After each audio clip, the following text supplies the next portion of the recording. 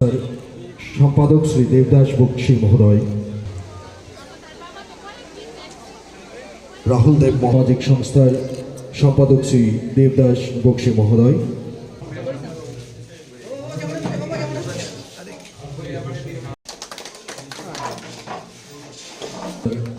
সম্পাদক শ্রী দেবদাস বক্সী মহোদয়, মাননীয় মুখ্যমন্ত্রী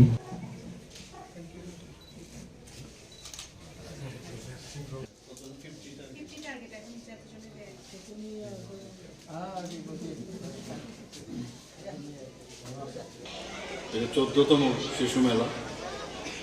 তো মেলার সাথে সাথে এখানে ব্লাড ডোনেশন ক্যাম্পেরও ব্যবস্থা করা হয়েছে। এখানে বিস্তর আলোচনা হয়েছে, আমার পূর্ববর্তী যে বক্তারা ওনারা বিশদভাবে আলোচনা করেছেন। এখানে আলোচনা হয়েছে যে আমরা শিশু মেলা অনেক আগের থেকে এগিয়ে চলো সঙ্গে ওরা সবসময় আয়োজন করতেন। এখন এই নব অঙ্গীকার ক্লাবও আজকে প্রায় 13 বছর ধরে, অর্থাৎ 14তম এবারের এদের এই মেলা। তো আমি অবশ্যই এদের যে এই ওয়ার্ক তার জন্য আমি ধন্যবাদ দেব। আমরা এখানে শিশু মেলা মাধ্যমে যে শিশুদের যে শারীরিক এবং মানসিক যে তাদের ডেভেলপমেন্ট, সেটার উদ্দেশ্যকে সামনে রেখে আমরা এই ধরনের মেলার আয়োজন করে থাকি।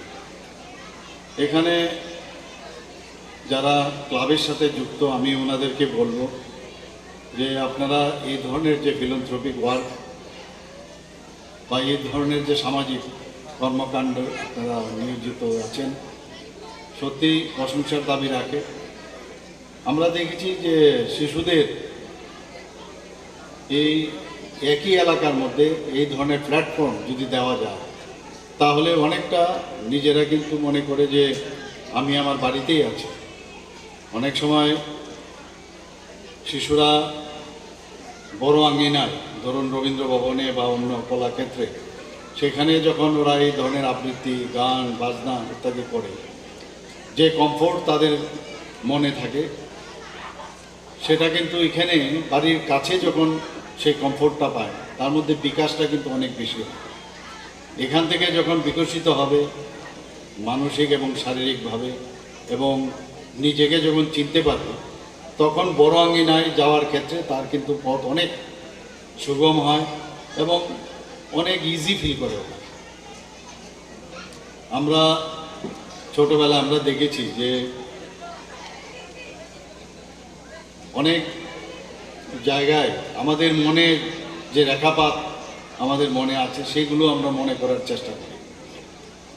যখন আমি ডাক্তারি পড়তে যাই, 3 ধরনের শিশু আছে। একটা হচ্ছে over affectionate, over neglected, over protected.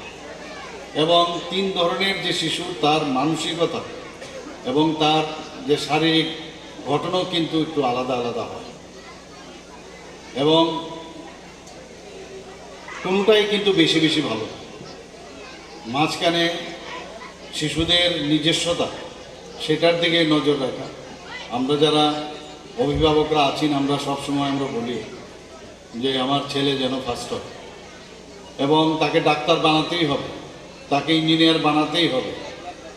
তো এখানে আমি পড়ছিলাম, একজন লিখেছেন, একজন লেখক, যখন ও ডাক্তার হয়ে যাবে বা ইঞ্জিনিয়ার হয়ে যাবে বা আইএস অফিসার হয়ে যাবে, তখন গিয়ে মা বাবাকে যদি জিজ্ঞেস করে যে আমি তো ডাক্তার হলাম বা ইঞ্জিনিয়ার হলাম বা অফিসার হলাম, কিন্তু আমার শৈশবটা ফিরিয়ে দাও, এই যে প্রশ্ন, সেই প্রশ্নের উত্তর কিন্তু তখন অভিভাবকদের থাকে না। আমরা শিশুদের মধ্যে আমাদের যে মতটা, সেটা আমরা ঢোকানোর চেষ্টা করি। আমরা বলি সব এগুলো জেনে শুনেও, তারপরেও কিন্তু আমরা চেষ্টা করি যে আমাদের মতো করে আমার শিশু গড়তে হবে। এবং আমরা জানি এই পৃথিবীতে যখন যে কোনো শিশু বা যে কোনো মানুষ যখন জন্ম নেয়, তখন তার নিজস্বতা থাকে, এবং ভগবান এই উপর থেকে ওকে পাঠিয়েছে সমাজের জন্য কিছু করার জন্য, একটা দায়িত্ব ওকে দেওয়া হয়েছে, সেই দায়িত্বকে যদি আমরা জোর করে তার মাথার মধ্যে বোঝা হয়ে দাঁড়ায় তখন সেটা বিকশিত হয় না এবং শারীরিকভাবেও সেটা বিকশিত হয় না।